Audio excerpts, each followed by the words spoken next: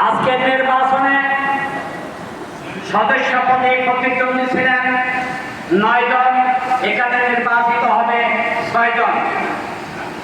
আজকের নির্বাচনে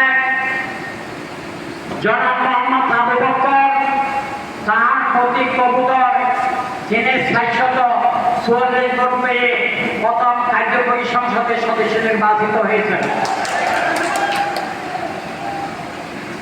জনাব মোহাম্মদ নিজামুদ্দিন, তার প্রতীক গরুর গাড়ি, যিনি 627 ভোট পেয়ে দ্বিতীয় কার্যকরী সংসদের সদস্য নির্বাচিত হয়েছেন।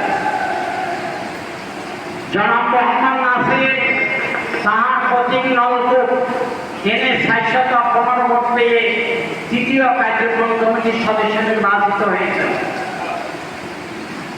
জনাব মোহাম্মদ মাহবুবুল আলম, তার প্রতীক টেলিফোন, তিনি 353 ভোট পেয়ে চতুর্থ কার্যকরী কমিটির সদস্য নির্বাচিত হয়েছেন। জনাব মোহাম্মদ নুরুল আলম, তার প্রতীক দেওয়ালগড়ি, তিনি 280 ভোট পেয়ে পঞ্চম কার্যকরী সংসদের সদস্য নির্বাচিত হয়েছেন। জনাব